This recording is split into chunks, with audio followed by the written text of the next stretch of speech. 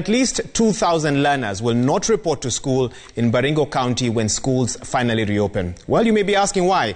It's as a result of 18 schools being completely submerged by Lake Baringo and Lake Bogoria that broke their banks, forcing thousands to abandon their homes and move to higher ground. Now, parents are calling on the government to hold off the reopening of schools until January to give them time to seek alternative education arrangements. Baringo Kapombe reports. A picture of the drowning hope of education for thousands of children in Baringo County. As children across the country wait to get back to school, those in Baringo have little to look forward to. Their teachers reported at the Marigat Education Sub-County offices Monday morning. We have 6 schools where the teachers cannot report because the schools are completely submerged in the water. 18 schools in total have been submerged by lake waters in the county. They include primary, secondary, ECD and a polytechnic. 11 of the submerged schools are in Baringo South. Salabani Mixed Day and Boarding Secondary School is one of them.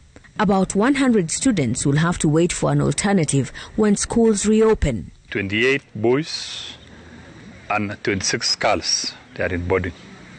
And those are the ones who will not even be accommodated elsewhere unless we get a place where we will accommodate the borders, because we cannot take them to the neighboring day school. The borders come from very far.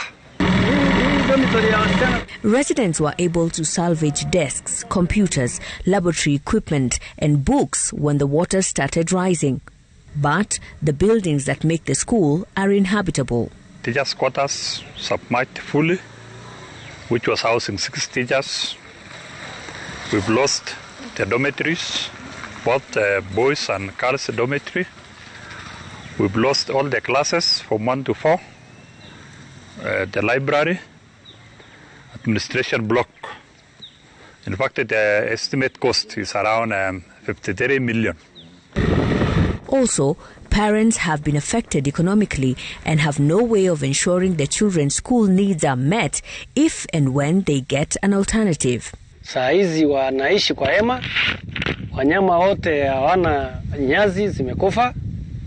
Watu wengi walikuwa wanategemea makaa, saa hii hakuna mti ya kuchoma makaa ile prosovis. Mimi nimehama saa hii mara 3 kwa hii mwaka. Kama chief angeweza kuita tuongee tuone mahali tutaweka watoto. Sasa hiyo wenye anafanya class 8. Hatujui sasa, unajua tumegana, hatujui mahali mtu wako. Mali yote iliharibika, kama shamba lilikuwa tumepandia watoto, libebwa na maji. President Uhuru Kenyatta on Monday tasked the Ministries of Education and Health to ensure schools reopen only when adequate steps have been taken to ensure all children can report safely. The lives of our children and their health is not a matter for debate. Learning institutions, therefore, should only be reopened when we have and can sufficiently guarantee the safety of all our children. Education officials are, however, optimistic that a solution will be found sooner rather than later. Arrangements have been made so that the children who are learning in these schools, the candidates, if the schools will open in the near future, then they will be absorbed in certain schools. Hizo mashule ambazo tunaambiwa ni mbali, kwa hivyo tunahatarisha kwamba kutakuweko na kuna wanafunzi kadhaa ambao watakosa kwenda shule.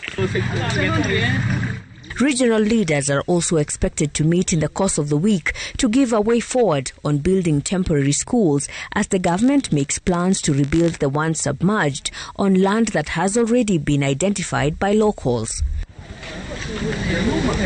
Baringo Kapombe, Citizen TV.